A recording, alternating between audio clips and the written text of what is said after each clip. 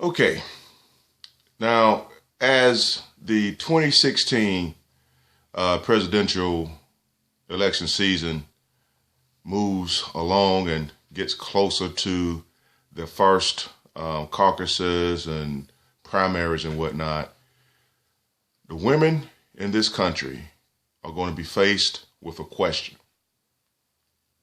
And it's the same question that Republican African Americans or African American Republicans had to ask themselves back when then Senator Barack Obama was running for the presidency of the United States.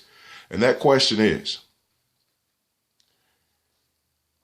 if not Hillary as a woman, then who? And if not a woman for president now, then when?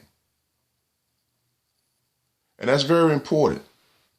Now, I know there are a lot of people on the right, namely Carly Fiorina, that's saying that, oh, Hillary is running on a gender card. Well, guess what?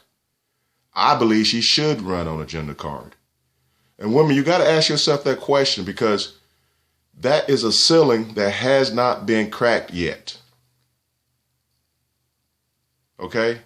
There has not been a woman in the White House as a president. And until that happens, you won't know as a woman if it will ever happen. And it's a question that you have to have answered.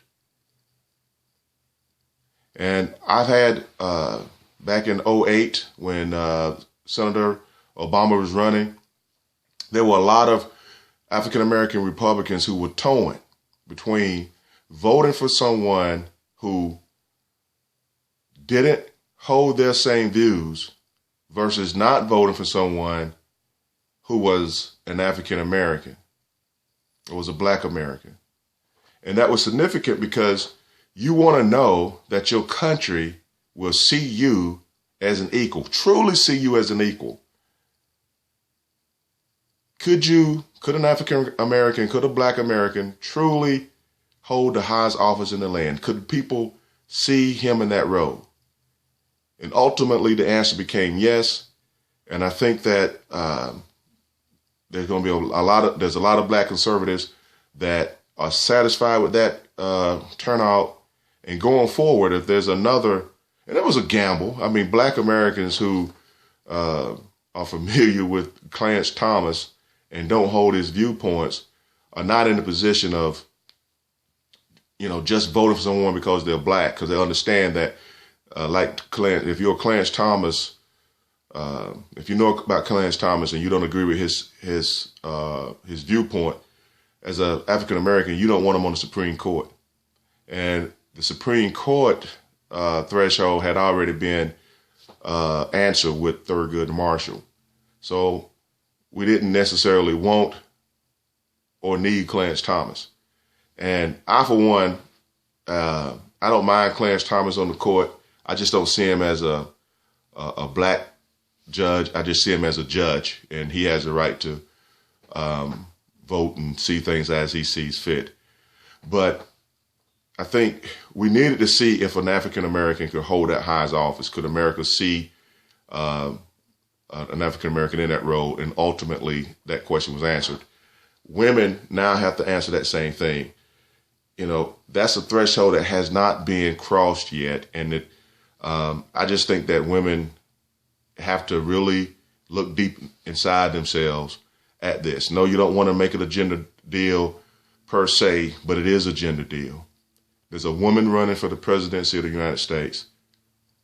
And as much as I love Bernie Sanders, and as much as I can see, some qualified people on the Republican side, I really think that women have to look deep inside themselves and ask themselves the question, if not Hillary, who? If not now, the time for a woman, then when? You have daughters you have to think about. And once that threshold is crossed, then it's not something that you have to worry about again, But I don't know if you want to wait another 10, 20 years for a woman that America would feel that could hold that role, and then put up and see if she could actually win. I mean, I just think that right now, as a woman, you should really consider Hillary's candidacy as something bigger than just herself, and don't allow Republicans to come in and trash her and do all those things to keep you from really looking at what is significant here. It is a gender thing. It is a gender thing, and Hillary has started to embrace that. I think when she ran back in 2008, she didn't want to embrace it, but she has to embrace the significance of that. And I think women have to understand the significance of the first female president. I'm, for one, again, I'm a big Bernie man. I support him, but I, for one, am ready to see that threshold crossed. And women need to know if that threshold, if America will cross that threshold. You got to ask yourself the question. And there's enough women, quite honestly, to push that over and get that thing done. And so we can finally cross another threshold and be able to move forward. And it's not like Hillary is not qualified. She's extremely qualified, extremely smart, and really and truly probably the most qualified person that's running for the presidency today. A lot of the negatives against her, in my opinion, have been falsely manufactured. And